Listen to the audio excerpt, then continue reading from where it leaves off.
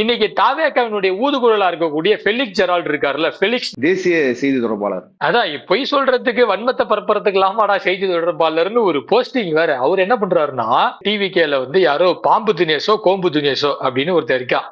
அவனால ஒரு பாம்பு தினேஷ் அவனால வந்து ஒரு வந்துங்க பெண் ஒரு வந்து சின்ன குழந்தை சிறுமி வந்து பாதிக்கப்படுறாங்க பாலியல் ரீதியா.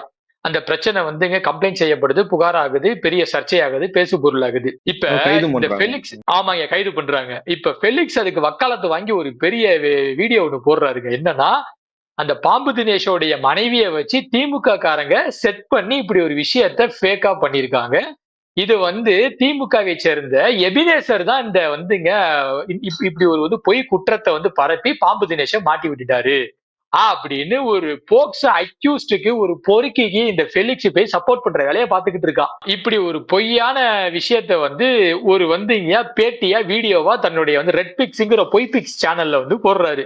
கடைசியா அந்த வீடியோவை யூடியூபே இதுல வந்து ஹராஸ்மெண்டா இருக்கு, இந்த வீடியோ தப்பான வீடியோவா இருக்குன்னு சொல்லிட்டு யூடியூபே அந்த வீடியோவை தூக்கிடுச்சு. இப்ப அந்த வீடியோ ரெட் பிக்ஸ் சேனல் என்கிற பொய் பிக்ஸ் சேனல்ல இருந்து நீக்கப்பட்டிருக்கு. அப்ப இதெல்லாம் பொய் பிக்ஸ் ஃபெலிக்ஸ் வந்து எதற்கு பண்றாருன்னு பார்த்தா ஒரு விஷயம் சொல்றாங்க.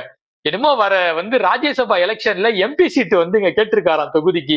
அதற்காக தான் இப்படி விழுந்து விழுந்து பல்ட்டி அடிச்சு மல்லாக்கு அடிச்சு எல்லாம் அவர் வந்து விஜய் கட்சிக்கு வந்து முட்டு கொடுக்கறதா சொல்றாங்க.